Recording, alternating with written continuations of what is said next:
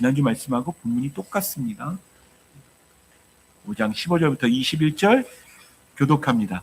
그런즉 너희가 어떻게 행할지를 자세히 주의하여 지혜 없는 자 같이 하지 말고 오직 지혜 있는 자 같이 하여. 그러므로 어리석은 자가 되지 말고 오직 주의 뜻이 무엇인가 이해하라.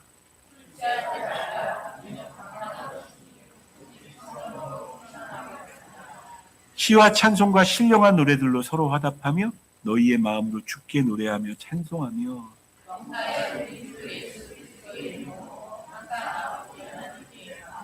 같이 읽습니다. 그리스도를 경외함으로 피차 복종하라. 아멘. 지난주 여러분들과 함께 나눈 세월을 속량하라 기억나십니까? 세월을 아끼라가 아니라 똑같은 단어가 갈라디아에서 그 원어가 엑사고라조라는 원어가 갈라디아서 3장 13절인가요? 거기에 속량으로 번역되어진 거 보셨죠? 그러니까 세월을 살려내라는 이야기입니다. 죽어가고 있는 세월을 그냥 죽어가게 두지 말고 내 시간들을 살려내라. 그렇게 말씀이 시작되었던 거 기억하죠. 그래서 저는 에베소서 5장의 이 말씀이 거의 우리가 어떻게 실질적으로 어떻게 살아야 되는지에 대한 결론 같아서 세월을 아끼라고, 때가 악하기 때문에 세월을 아끼지 않으면 그냥 흘러갑니다. 죽어요. 세월이, 여러분들의 시간들이 다시 돌아오지 않는 그 시간들이 그냥 죽어요. 세월을 아끼셔야 됩니다. 그래서 세월을 아끼는 첫 번째 게 뭐였을까요? 제가 다시 이렇게 좀 정리하는 것도 너무 중요해서 지난주 말씀 기억하십니까? 17절. 그러므로 어리석은 자가 되지 말고 오직 주의 뜻이 무엇인가 이해하라.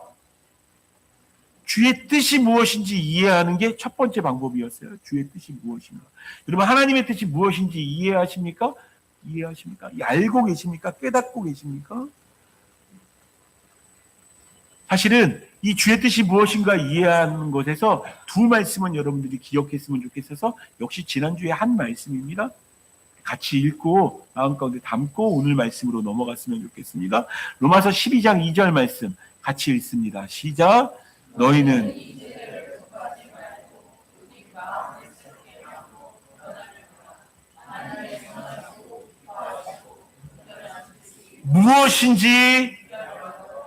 무엇인지 분별하도록 하라는 얘기 뭐예요?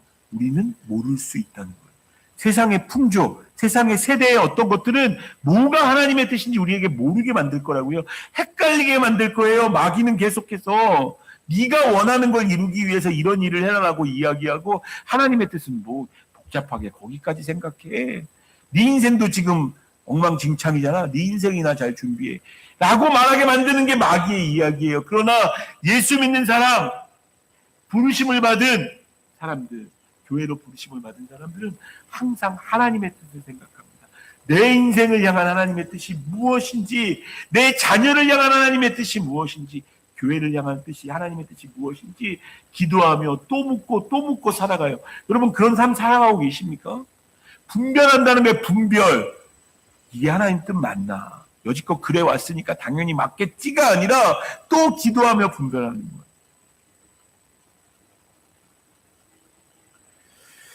너무 중요한 자세입니다. 뿐만 아니라 그 뜻을 우리가 많이 분별하고 많이 하라는 얘기 이상일 겁니다. 말씀이 혹시 기억나는지 모르겠지만 결국 하나님 말씀하신 건 뭡니까? 나를 사랑하면 내 계명을 지킬 거다라는 얘기예요. 예수님 말씀하신 거 보면 요한복음서를 보면요. 내가 하나님의 계명을 지키며 살아가는 그것은 하나님과의 관계 가운데서 이루어지는 거예요. 그리고 그 계명을 지킬 때에야 비로소 내가 그 뜻이 진짜 이해가 되어지는 겁니다.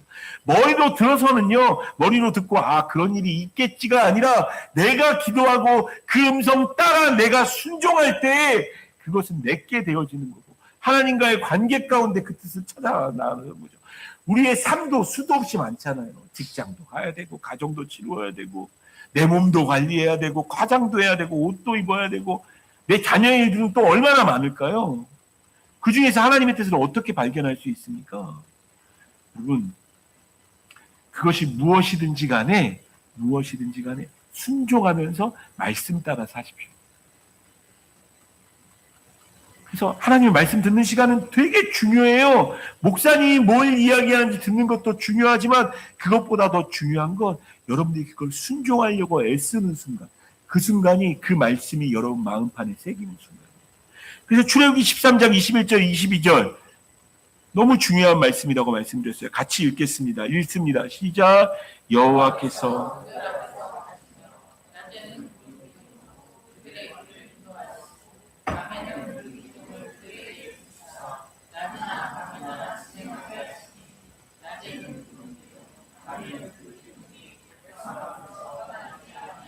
하나님의 말씀이 무엇인지 뜻이 무엇인지 이해하는 것은 정진모 목사만 할 수 있는 일이 아니에요. 어쩌면 저희 중에 하나님의 뜻을 이해하는 걸 저보다 더 잘하시는 분들이 저는 있을 수 있다고 믿고 있으면 너무 좋겠다고 생각합니다.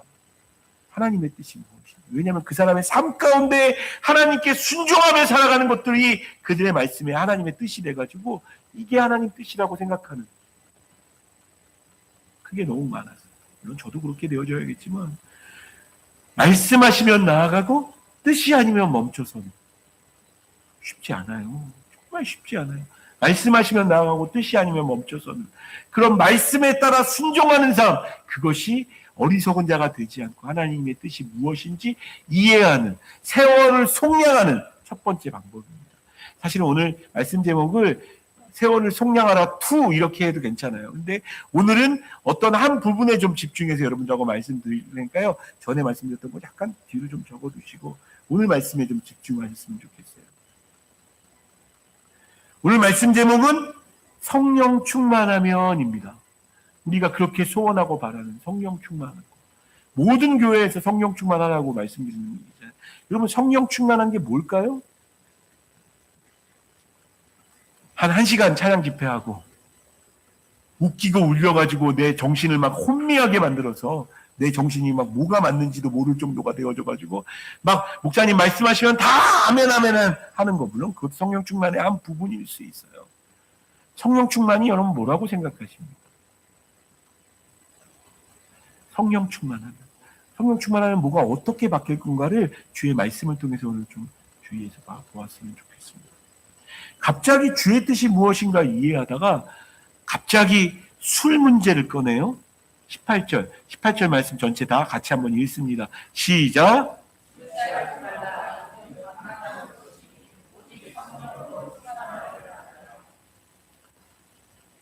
여러분 성경이 술은 입에도 대지 말라. 예, 물론 삼손에게도 그렇게 말했어요. 술 같은 거 독주 입에도 대지 말라고 이야기했고 제사장들한테도 그랬습니다. 입에도 대지 말라고. 근데 우리가 그렇게 살아야 되면 와인 먹으면 절대로 안 됩니까? 너무너무 더울 때 맥주가 너무 시원해 보여서 맥주 한 잔 들이킬 때 그 시원함을 누렸는데 여러분 어마무시한 죄를 졌기 때문에 너는 이제 지옥 이렇게 되는 겁니까? 아니에요. 성경에 굉장히 생각보다 술에 대해서 이렇게 좀 뭐랄까 좀 이렇게 관대합니다. 그래서 여러분 한국에 들어왔을 때는 한국 사람들은 보니까 술 마시면 거의 끝장을 보더라는 거예요. 그걸로 돈 다 날리고 그걸로 술 마시면 들어가가지고 안에 패고 막 이러고 있으니까 선교사님들이 제일 먼저 없애야 될 문화가 한국에는 이 술 취하는 문화다. 그래서 교회 다니는 사람은 금주, 금연 이 두 가지를 한국의 선교사님들이 굉장히 중요하게 여겼어요. 그건 어떤 한국적인 정황에서 생긴 거죠. 제가 알고 있기로, 제가 그렇다고 이제 그걸 또 이렇게 무슨 방패막이 삼으시면 안 됩니다. 굉장히 어마무시한 설교자였던, 물론 침례교 목사님이기도 합니다. 좀 슬프긴 한데, 그 스펄전 목사님이라는 목사님이 있어요. 스펄전 목사님. 이 스펄전 목사님이 어마무시한 꼴초였다라는 얘기를 저는 알고 있습니다. 그러니까 여러분 금주 금연은 어쩌면 한국적 정황에 한국에 있는 교회들에서 인정되어지는 거지 담배 냄새 풀풀 풍기면서 교회에 오는 사람들을 교회가 받을 수 있습니까? 없습니까? 받을 수 있습니다. 성경 어디에도 금주 금연이 어마무시한 죄라고 얘기 안 하고 있고요. 심지어 술 마시는 것과 관련된 건 굉장히 관대합니다. 그런데 말씀을 잘 보셔야 됩니다. 술 마시지 마. 술은 악한 거야. 절대 입에도 대지 마. 라고 했으면 예수님이 혼인잔치 때 첫 번째 기적이 뭐였어요? 물로 포도주 만드신 거잖아요. 그거 하셨을까요? 그들 기쁜 거하고 술 마시는 것하고 뭔 상관이 안 하셨을 거예요. 예수님도 물로 포도주 만드셨잖아요. 심지어 주에 만찬할 때 떡 떼어주고 포도주 나눴어요. 포도로 만든 음료를 마셨다고요. 술 마시면 절대로 안 됩니까? 물론 그걸 지켜내고 계신 분들은 굳이 오늘 설교를 듣고 바꿀 필요는 없어요. 안 마실 수 있으면 안 마십시오. 괜찮습니다. 근데 성경이 뭐는 금지하냐면 술 취하는 것은 금지합니다. 술 취하는 것. 술 취하게 된다는 게 뭘까요? 나는 지금 일로 가고 있는데 이렇게 되면 이게 술 취하게 되는 거예요. 내 의지와 관계없이 내 몸이 움직이게 되어지는 거예요. 영화나 드라마 보면요, 혹시 보셨나요? 여자든 남자든 고백하기 전에 맨정신으로는 고백을 못하겠어. 그러면 고백하지 마세요. 맨정신으로 고백해야지. 맨정신 아닌 술 마셔가지고. 술이 행하는 역할이 뭔 줄 아세요? 연세대 의사, 세브란스 병원 의사로 알고 있는데 베이직 교회 부목사님으로 알고 있어요. 안신기 목사님인가? 그분이 말씀 가운데 그런 이야기를 하더라고요. 술의 기능 중에 하나는 우리가 평상시에 이렇게 살아가다 보면 나를 제어하는 제어 장치가 내게 있대요. 그래서 갑자기 막 욕을 하거나 가다가 이렇게 똑바로 걸어야지 이렇게 가서 이렇게 가다 이렇게 가려면 이게 있지 해서 멈춘단 말이죠. 근데 그 제어 장치를 망가뜨리는 게 술의 역할이라는 겁니다. 그래서 정상적인 상태에서는 고백을 못 하겠는데, 창피해서 못 하겠는데, 미안해서 못 하겠는데, 이 제어 장치를 망가뜨려가지고 술 취해서, 여러분, 그걸 하나님이 금지하고 계신 겁니다. 바울이 금지하고. 네 삶의 제어 장치가 망가지지 않게 하라고.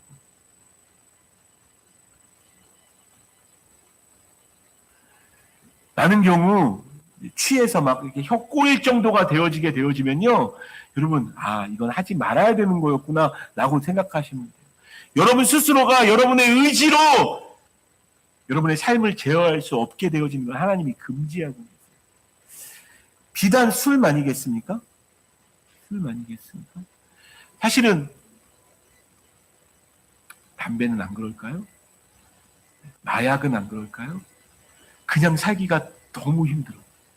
내 삶의 제어 장치를 어느 정도 망가뜨려야 살 수 있을 것 같아서 나를 위로하는 걸로 술을 마십니다.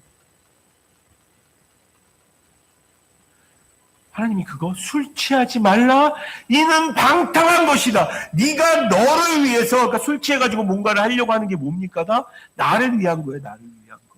나를 망가뜨려서 내 제어 장치를 망가뜨리는 거.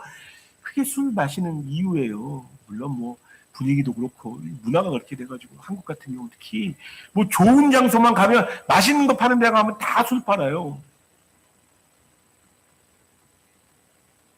마시면 마십시오. 근데 여러분들이 여러분 스스로를 제어할 수 없는 어떤 단계에 딱 들어가면 이거 이제부터는 죄다 그렇게 생각하실 겁니다.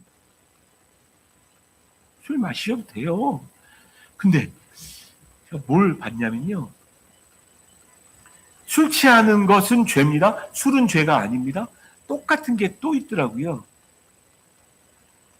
디모데전서 6장 10절에 보면요, 디모데전서 6장 10절 말씀 같이 읽습니다. 시작.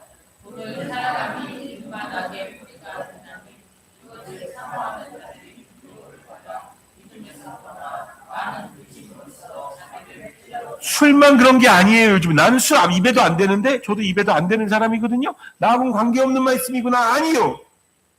어떤 사람은요, 즐거운 일, 자기를 위해서 쾌락, 뭐 게임하는 거, 이런 거 끊는 게 정말 힘든 사람들도 있어요. 맛있는 거 먹는 걸 끊는 게 너무너무 힘든 사람들도 있고, 거기에 취하게 되어지는 거예요. 그걸 사랑하게 되어져서 어떤 제어 장치가 끊어지잖아요. 여러분, 돈이 필요합니까? 필요하지 않습니까? 너무 필요하죠. 왜 돈이 필요 없다고 생각하시는 분들은 주님 앞에 예물 많이 드리시면 됩니다. 괜한 이야기입니다, 그냥. 여러분, 다 돈 필요해요. 살다 보면 먹으려고도 돈 필요하고요. 이제 요즘은 제가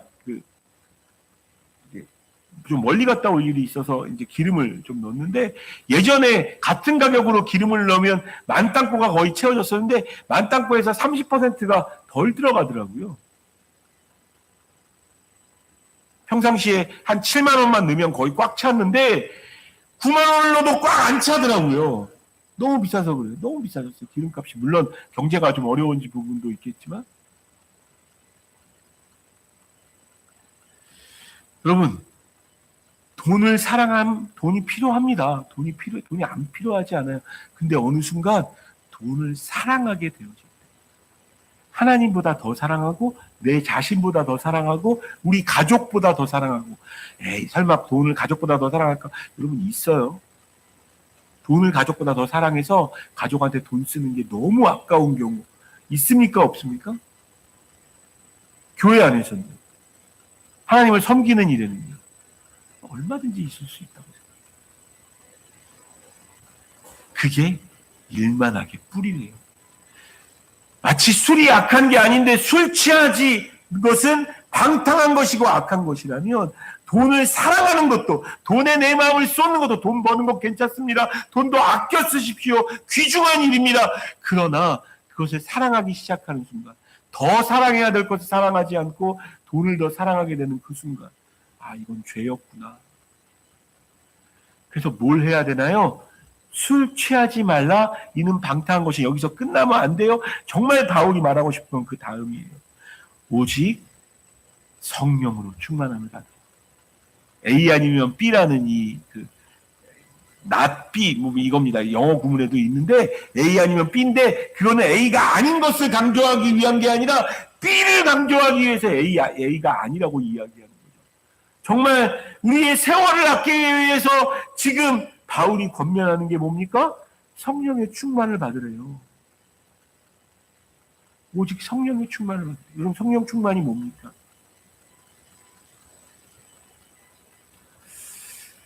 한국 교회에 아주 오랫동안 성령 충만 부흥 사경에 목사님들이 또 목소리가 또 저도 맨날 부흥사 역할 항상 연극하면 했어서 제가 이렇게 많이 했는데, 성령 받으라.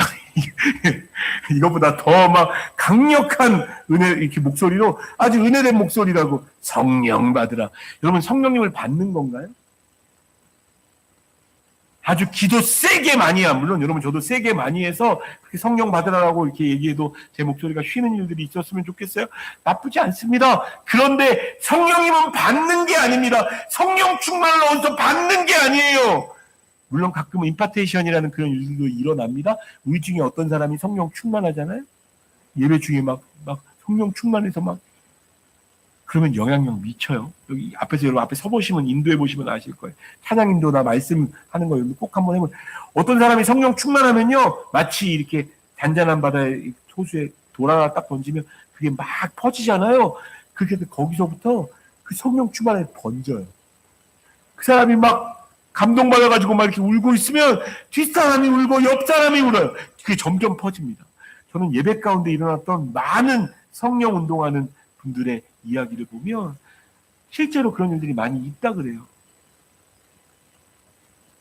번지기도 합니다. 그래서 목사님이 막 성령 충만해가지고 막 주여 막 이러고 나아가면 성도들도 성령 충만해지기도 해요. 그런데 저는 이 성령 충만함을 받으라, 오직 성령 충만을 함을 받으라라고 이야기하는 건 누가 주는 걸 받는 게 아니라, 이건 아까 이야기했던 술 취하지 말라와 연결해서 생각하셔야 됩니다. 이건 컨트롤 타워의 문제입니다. 누가 다스리고 있는가? 지금 주의 말씀을 듣고 주 앞에 나아가는 이 예배 시간에 여러분 누가 말씀을 듣고 있나요? 여러분들이 듣고 있잖아요. 근데 정목사가 오늘은 설교가 얼마나 길어질까? 뭐 재밌는 얘기는 좀 하실까? 오늘도 설교하다가 울까부터 시작해서 뭐 이런 얘기 가지고 이렇게 하는 게 아니고요. 모든 관심은 성령님께 집중되는 겁니다. 주님 내 안에. 그래서 그런 사람들은요, 별거 아닌 얘기 안 해도요, 은혜를 받아서 그게 남아요. 막 마음에. 남아서 그냥 끝나지 않아요. 말씀 듣고. 그게 내 마음속에 막 울려져. 찬양 때도 마찬가지입니다. 찬양이 마지막 곡을 이렇게 불렀는데 나 주님만을 섬기리 헛된 마음 버리고 막 괜히 그게 막 내 마음에 감동이 돼요. 주여 헛된 마음 있으니까 버리게 하시고 성령님 내 영혼 충만하게 해주십시오. 그 마음이 생기니까 여러분 컨트롤 타워가 바뀌는 거예요. 나를 지금 컨트롤하는 게 내가 아니고 술도 아니고 돈도 아니고 성령님이 나를 다스리기 시작하는 거예요. 그게 성령 충만하는 거예요. 예배 시간에 여러분들이 꼭 경험하고 돌아가셔야 돼요.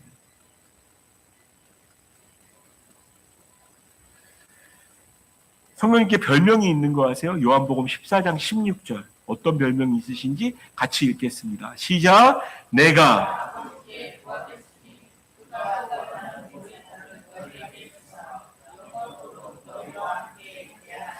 왜 또 다른 보혜사일까? 이 보혜사라는 뜻이 파라클레토스. 옆에서 나를 도와주시는 분, 상담가, 원더풀 카운셀러, 뭐 이렇게 해석할 수도 있어요. 영어로. 위대한 훌륭한 상담가. 내 곁에서 내 옆에서. 여러분 왜 또 다른 보혜사일까요? 제자들에게 또 다른 보혜사를 하나님이 보내실 거다. 제자들 지금 왜 이런 얘기를 하시냐면 예수님이 제자들과 함께 있어서 제자들이 뭐 질문하면 답변해 주셨잖아요. 제자들 도와주셨어요. 근데 예수님이 지금 죽으러 가셔야 돼요. 내가 죽을 거고 승천할 텐데 하나님이 또 다른 보혜사, 니네 옆에서 너를 도와줄 나 같은 똑같은 사람을 보낼 거다. 그분의 이름이 성령님이다. 또 다른 보혜사가 뭐예요? 내게 오신 예수님. 지금도 내 곁에 계신 주님. 지금 이 순간에 여러분 안에서 여러분에게 말씀하시고 여러분들 지금 감동하고 계신 그분이 또 다른 보혜사라고요. 26절 보혜사 곧 아버지께서 내 이름으로 보내실 성령 그가 너희에게 모든 것을 가르치고 내가 너희에게 말한 모든 것을 생각나게 하리라. 성령님이요 여러분들에게 생각나게 하세요. 갑자기 막 말씀이 막 떠올라. 아 그렇게 말씀하셨지.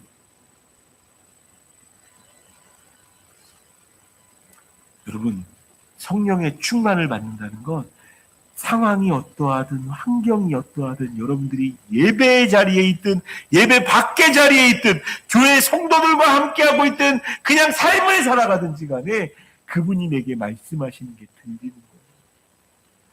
그게 성령 충만함입니다.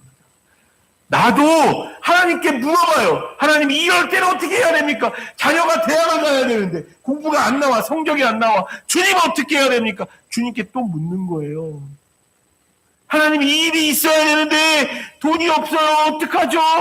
주님께 묻고 구하는 거예요. 여러분 그게 성령 충만함입니다. 어떤 상황이든 어떤 환경이라든 내 곁에 계신 그 성령님께 묻는 거예요. 묻고 그분의 음성을 듣는 거. 그래서 다른 것이 나를 지배하지 못하도록 돈도 술도 내 자신도 내 생각도 내 환경도 내 육신까지 심지어 여러분 내 육신이 지금 너무 연약해가지고 못하겠어. 너무 힘들어. 근데 성령님이 예배 나가래요. 그럼 이렇게 얘기해요. 성령님 너무 힘들어서 못 갈 것 같은데 내가 성령님 의지해서 갈 겁니다. 발걸음 뗄 겁니다. 주님 도와주세요. 내 몸이 낫게 해주세요. 기도할 수 있을까요? 없을까요? 여러분 그게 성령 충만입니다. 여러분 성령 충만하면 정신 없어지는 게 성령 충만함이 아니에요. 오히려 너무 뚜렷이 보여요. 내가 가야 될 길도 하나님의 음성도 하나님의 뜻을 분명히 이해할 수 있게 되어지는 거예요. 컨트롤 타워가 바뀌는 것. 술도 아니고 내 경험도 아니고 여러분들 지금 뭘 여러분들이 다스리고 계십니까? 돈이 다스리고 계십니까? 환경이 다스리고 있습니까? 여러분의 감정이 다스리고 있습니까? 나 주님만을 섬기리 헛된 마음 버리고 성령이여 내 영혼 충만하게 하소서. 다 버릴 수 있게 되어지는 것. 그게 성령 충만함의 첫 번째 여러분들이 기억하셔야 될 겁니다. 자, 두 번째가 뭘까요? 19절 말씀. 19절 같이 읽습니다. 시작. 시와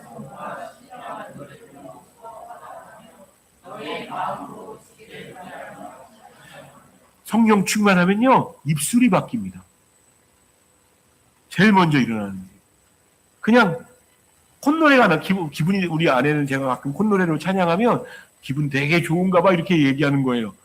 근데 그게 기분 좋아서 콧노래가 나오는 게 아니라 성령님이 나도 모르게 찬양하게 만들어요. 내 영혼이 은총 입어 중한 죄지 벗고 보니 슬픔 많은 이 세상도 천국으로 화하. 그냥 찬양이 나오는 찬양. 입술이 바뀌어요.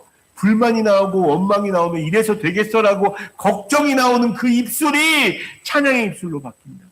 근데 여러분 말씀을 잘 보셔야 됩니다. 그냥 내 입술만 바뀌는 게 아니고요. 성령 충만하면 어떻게 되느냐? 시와 찬송과 신령한 노래들로 서로 화답합니다. 혼자가 아니잖아요. 그죠? 저는 성령 충만하면 참된 예배가 회복되어져요. 감동적인 예배가 회복되어져요. 난 교회 나가는 거 별로 뭐 예배 드려도 난 아무런 변화도 없어. 그렇게 느끼던 사람이 예배가 기다려져요. 왜냐면 예배만 나가면 내 마음에 꽉 뭉쳐있던 그게 풀려지니까.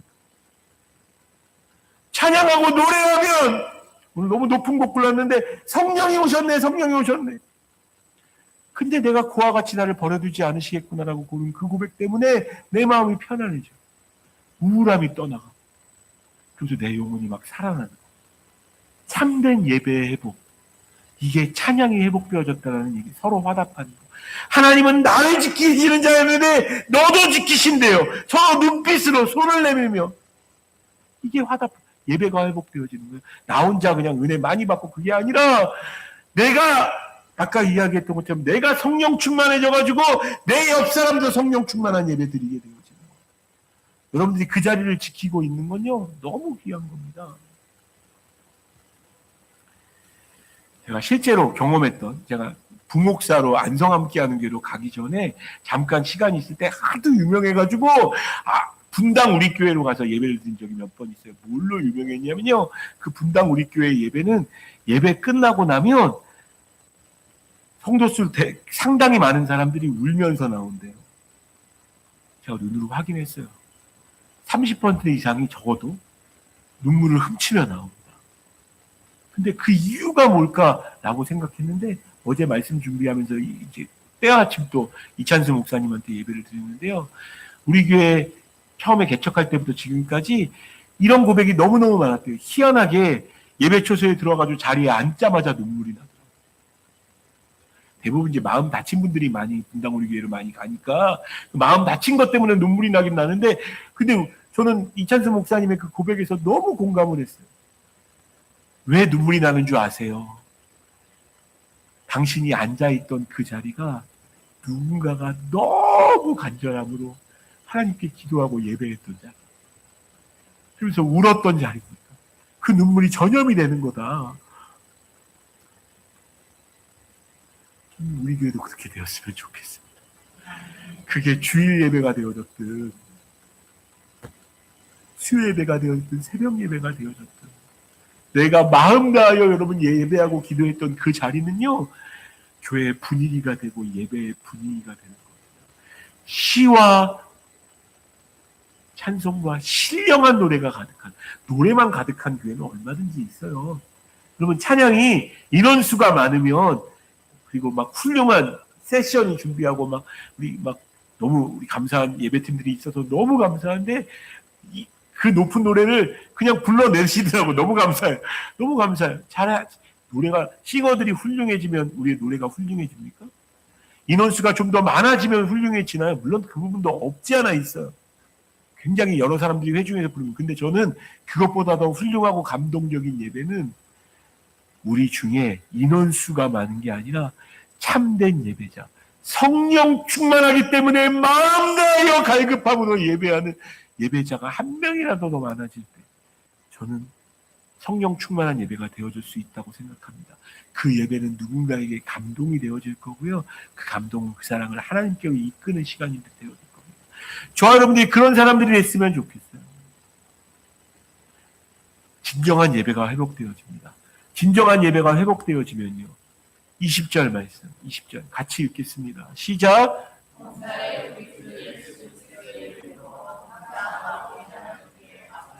주일날 예배 드리는 이유가 뭔지 아세요? 이거 하려고요. 여기서 힘받아서 내 영혼이 살아서 내 영혼이 확 환해져가지고 또 나를 힘들게 하는 세상으로 들어가는 겁니다.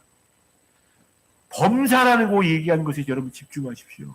기쁠 때만 감사한 게 아니에요. 때로 기쁜 일도 있죠. 막 기쁠 때 너무 감사해. 꽃 보면 너무 예쁘죠. 목련도 키고 벚꽃은 다 떨어졌지만 목련보다 다 피어 있고 아직도 뭐 그렇게 파릇파릇한 그 녹색 생명을 보면 저 그렇게 기분이 좋더라고요. 감사하죠. 근데 낙엽으로 떨어지면 앙상해지면 감사가 안 나오나요? 범사라는 이야기는 뭡니까? 내가 원하는 상황이든 원하지 않는 상황이든 지긋지긋한 상황이든 관계없이 하나님 그래도 내가 숨쉬게 해주셔서 감사합니다. 이 상황이라도 허락해 주셔서 너무 감사합니다. 걸을 수 있어 감사하고 숨 쉴 수 있어서 감사하고 지긋지긋한 남편이지만 이 남편 주셔서 감사합니다. 내가 또 밥해야 되고 설거지해야 되는 이 힘든 일이 내게 있지만 그럼에도 하나님 감사합니다. 이게 범사의 하나님을 향한 그 예배가 성령 충만한 예배가 우리의 삶 가운데 미치는 영향력입니다. 말씀 이렇게 준비하다가 저에게 하나 들어온 말씀이 있습니다. 이 말씀은 여러분 마음 가운데 담고 넘어가셨으면 좋겠어요. 고린도후서 6장 10절에 보면요. 6장 10절 말씀 가운데 마음에 담읍시다. 읽으면서 같이 읽습니다. 시작.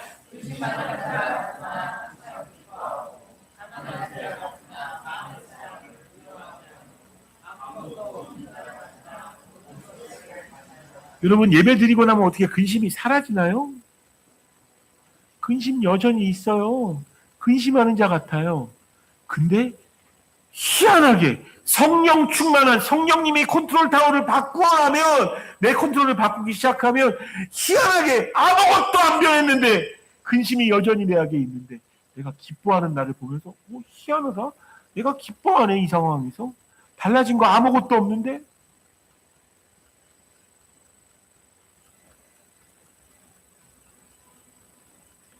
여전히 가난한 자예요. 아무것도 더 늘지 않았어요. 내 월급이 오른 것도 아니고 여전히 똑같아요. 근데 돈 쓰는 게 아깝지 않아요. 하나님이 채워주시겠지라는 믿음이 생겨요. 가난한 자 같으나 많은 사람을 부유하게, 여러분 돈 있으면 돈 있는 사람이 많은 사람을 부유하게 할까요? 여러분 그거 아세요? 여러분들의 미소 한 방이 다른 사람의 마음을 부유하게 할 수 있습니다. 내가 성령 충만하니까. 내가 근심하는 자 같은데 내가 기뻐하는 사람이 되니까 내가 부유해지는 거예요. 아무것도 없는 자예요, 여전히. 뭐가 있어요, 저한테? 여러분들에게 뭐가 있나요? 젊음이 있나요? 죄송합니다. 젊은이라고 표현해서. 저희 교회 성도들은 나이에 비해서 대부분 다 좀 젊으신 분인데, 날이 갈수록 쇠하여지는, 낡아지는 육신을 가지고 있지만, 아무것도 없는 것 같아. 근데 모든 것을 가지지 않다. 할렐루야. 성령님과 충만하면요 모든 것이 내 안에 있어요. 여러분 성령 충만한 예배 드리면요 오늘도 이 순간에 오늘 말씀이 저 말씀 내가 가지고 가야겠다 싶은 사람은 근심하는 자 같은데 기뻐하고 가난한 자 같은데 부유하고 다른 사람의 마음을 부유하게 하고 아무것도 없는 자 같지만 모든 사람 되어지는 삶이 변화되어지는 은혜가 있다고요. 컨트롤 타워가 바뀌면 생기는 일입니다. 성령 충만하면 생기는 일이에요. 남의 얘기가 아닙니다. 여러분들 얘기예요. 지금 이 말씀을 듣고 있는 여러분들 이야기라고요. 성령님이 그렇게 살라고 말씀하십니다.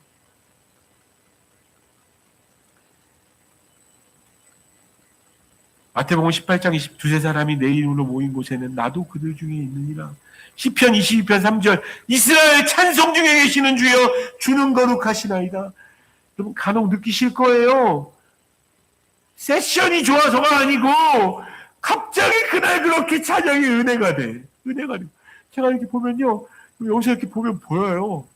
성령 충만해가지고 찬양하면서 막 은혜 받으시는 분들이 눈에 보여요. 여러분, 그게 성령 충만한 예배예요. 물론 우리 세션들도 너무 기도하면서 하고 있으니까 다 세션뿐만 아니라 뭐 싱어들까지도 다 여러분들도 온 마음으로 예배하고 있어요. 여러분, 그게 성령 충만한 예배입니다. 이스라엘 찬송 중에 계시는 주. 이게 다스림을 얘기하는 거 아세요? 이스라엘이라는 뜻 자체에 하나님이 통치하신다라는 뜻이 담겨져 있어요. 누가 통치하십니까? 여러분을 다스리고 있습니까? 술이 여러분들을 다스리고 있습니까? 쾌락이 여러분들을 다스리고 있습니까? 돈이 여러분들을 다스리십니까? 아니면 성령님이 여러분들을 통치하고 계십니까? 한 걸음 더 나가야 돼요. 한 걸음. 21절 말씀 같이 읽겠습니다. 같이 읽습니다. 시작.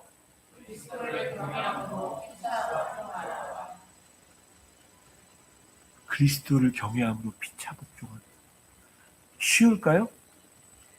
정진보 목사가 성도들의 이야기에 복종하는 마음으로 따르는 게 쉽겠습니까? 좀 그러려고 최선을 다하긴 하는데, 여러분들은 혹시 서로 복종하고 계십니까? 예를 들어 믿음이 아직 초신자야. 아직 하나님의 말씀이 뭔지도 모르고 예배가 뭔지도 몰라요. 게다가 그냥 거기로 그냥 끝나면 그만인데 인격도 좀 꽝이야. 난 그렇게 안 살 텐데 이러고 사는 사람들이 있어. 그 사람께 여러분 복종할 수 있나요? 야, 나는 그렇게 안 하는데 저 사람은 저런 식이다. 복종하기 쉽겠습니까? 너무 힘듭니다. 피차 복종하라요. 저도 여러분들에게 복종해야 되고 여러분도 저한테 복종하셔야 됩니다. 믿음이 연약한 자도 믿음이 좋은 사람에게 복종하고 믿음이 좋은 사람도 믿음이 연약한 자에게 복종해야 돼요. 왜 그렇게 복종하게 되어지나요? 저는 말씀 준비하면서 떠오르는 아주 너무 중요한 말씀 한 가지가 있어요. 태도가. 베드로전서 5장 6절 말씀. 베드로전서 5장 6절 같이 읽습니다. 시작. 그러므로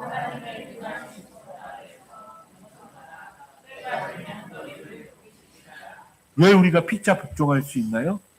내가 높다고 생각하는 사람은 절대 안 따라옵니다. 묘하게 안 따라와요. 내가 높은데 저 사람 나를 내가 순종할 이유가 뭐가 있어? 내가 훨씬 잘 살고 있는데 앞에서 목사님 뭐 말씀 잘 전하고 뭐 성경도 잘 이렇게 하신 건 맞지. 근데 내가 굳이 그 말씀에 내가 순종해가지고 그렇게 살아야 될 이유가 뭐가 있어? 라고 생각하는 사람은 절대로 피차 복종하지 않습니다. 어떻게 생각하는 사람이 피차 복종할 수 있나요?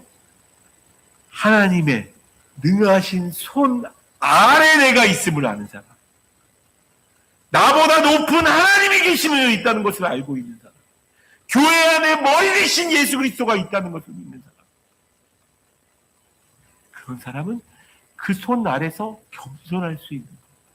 하나님, 내가 해봐야 뭘 하겠습니까? 저절로 이 고백이 나오는 거예요. 열심히 하고 싶고 하나님 나라를 위해서 최선을 다하고 싶지만 내가 해봐서 내 힘으로 할 수 있는 게 뭐가? 제가 똑같이 고백해야 돼.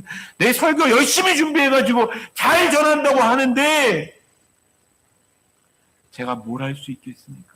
성령 하나님, 단위에서 제가 말하지만 각자 안에 계신 성령 하나님, 그들의 주인 되셔서 그들에게 한 말씀 남겨주십시오. 라고 말하는 길지 않은 한 문장. 그 기도가 여러분들의 마음을 움직일 겁니다. 그런 사람은 피차 복종할 수 있어요. 하나님 능하신 손 아래서 겸손할 수 있는 사람. 능하신 손 아래에 있지 않고 내가 그보다 더 뛰어나다라고 생각하면 겸손하지 않아요. 교만해요. 이 사람은 피차 복종하지 않습니다. 내가 더 뛰어난데 저 사람한테 복종할 일이 뭐가 있어. 내 믿음 생활이 얼마나 대단했는데 저 사람은 이게 복종할 일이 뭐가 있어라고 생각합니다. 여러분, 겸손한 태도를 나아가며 피차 복종하는 그 사람에게 여러분 신뢰하십시오. 때가 되면 너희를 높이리라. 왜냐하면 우리 안에 나의 나됨을 인정하고 싶은 부분이 있거든요. 아직 그때가 되지 않았어요. 내가 나를 높이고자 하는 사람 낮아질 겁니다. 그런데 하나님의 능하신 손 안에서 겸손해지는 사람 높아질 겁니다. 그럼 한 단계 더 나아간 발걸음이 보이시나요? 성령 충만하면 진정한 예배가 드려집니다. 날마다 사모하게 되어져요. 그리고 감사하는 삶을 살아갈 수 있어요. 골로새서에 보면 3장 17절에 보면 또 무엇을 하든지 말에나 일에나 다 주 예수의 이름으로 하고 그를 힘입어 하나님 아버지께 감사하는, 내 범사에 하나님 아버지께 감사하는 예수 그리스도의 이름이 항상 내 앞에 있는 거죠. 내 감정과 내 생각과 내 의지보다 예수 그리스도의 이름이 내 앞에 있는 거예요. 그 사람은 감사할 수 있는, 범사에 감사하는 삶이 되어지는 거예요. 그런 사람들은 한 걸음 더 나아가 교회에서 그렇게 예배할 뿐만 아니라 사랑하는 지체들에게 서로 피차 복종하는 일이 있게 되어집니다. 여러분, 그 뒤에 나오는 이야기를 언젠가 하게 되었지 잘 모르겠지만 5월 첫 주에 하게 되었지 모르겠어요. 어찌됐든 부부끼리 서로 복종합니다.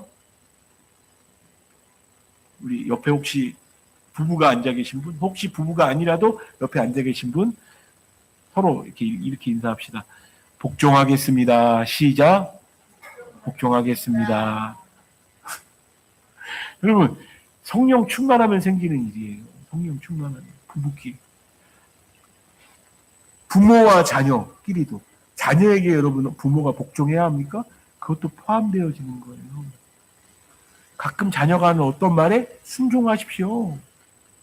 물론 자녀가 먼저 따라오는 게 먼저겠지만 그게 이제 뒷부분에 나오는 모든 이야기들. 그리고 직장 다니시는 분, 내 상사에게, 주인에게 복종하셔야 돼요.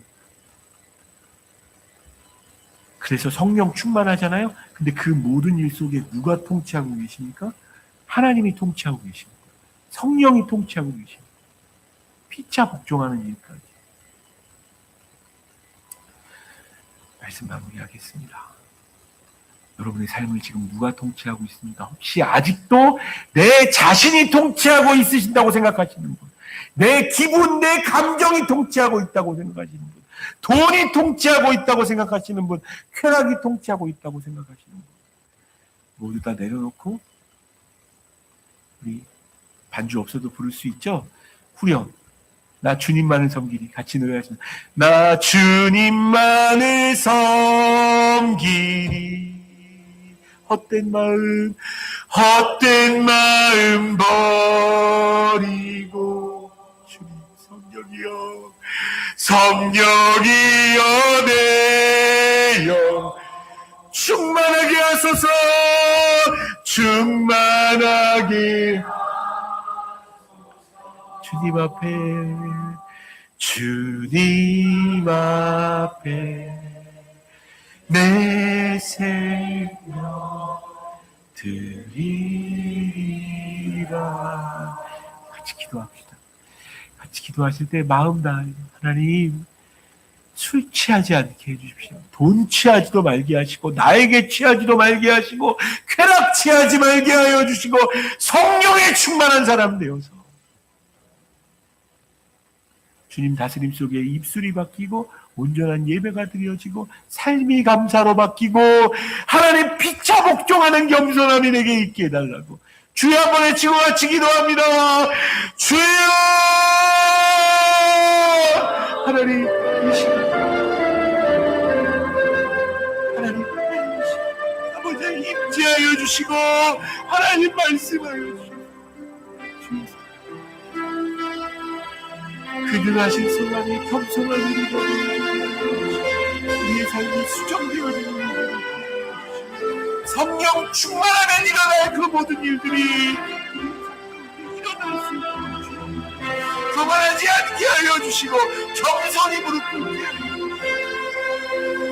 하여 주시고 삶이 바뀌고 마음이 바뀌며 범사가 감사가 되어지게 하여 주시고 근심하는 자 같으나 항상 기뻐하고 가난한 자 같으나 많은 사람을 아무것도 없는 자 같으나 모든 것을 가지게 하여 주시고 주여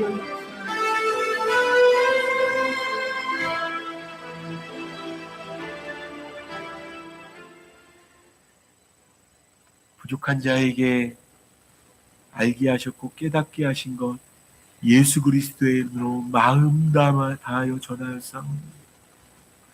주여, 성령 하나님 말씀하신 것을 기억나게 하여 주시고 생명되어 줄 수 있도록 주여 인도하여 주시옵소서. 성령 하나님, 컨트롤 타워가 성령 하나님 되어지게 하여 주시고 그런 삶이 되어서 하나님의 능하신 손 아래 겸손한 삶 되어질 수 있도록 역사하여 주시옵소서. 근심하는 자 같으나 항상 기뻐하고 가난한 자 같으나 많은 사람을 부요하게 하며 아무것도 없는 자 같으나 모든 것을 가진 자 되어지는 인생 되어지도록 주여 역사하여 주시옵소서. 예수 그리스도의 이름으로 기도드립니다.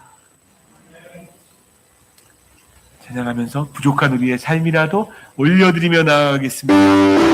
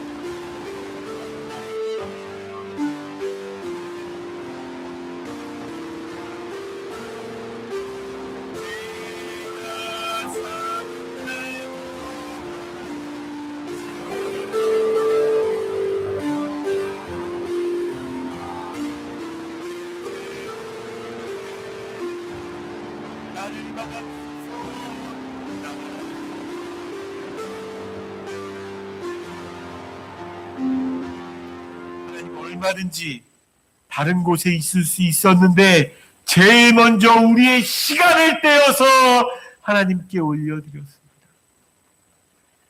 우리의 마음도 떼어서 주 앞에 올려드립니다.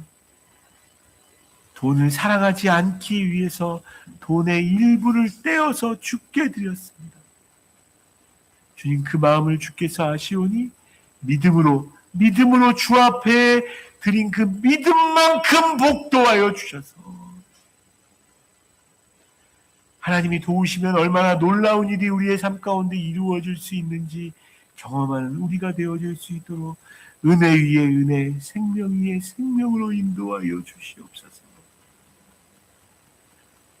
주여, 기도하오니 오늘 예배드리지 못한 사람들에게도 하나님,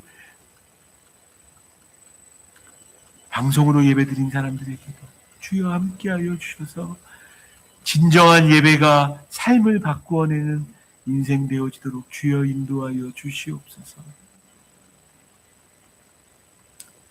우리의 부족함과 연약함 다 아시는데도 살리고 싶으셔서 죽어가는 우리의 세월 살리고 싶으셔서 이 땅에 오셔서 죽으시고 부활하신 우리 주 예수 그리스도의 크신 은혜와 아버지 하나님의 사랑하시는 사랑과 성령 하나님의 충만케 하시고 온전케 하시고 새롭게 하시고 예배하게 하시고 입술 바뀌게 하여 주시며 감사하게 하시고 피차 복종하게 하시는, 겸손하게 하시는 성령님의 역사가, 교통하심이 모두에게, 앞으로 우리와 함께 예배할 지체들에게도 지금부터 영원까지 함께 계시기를 간절히 축원하옵나이다.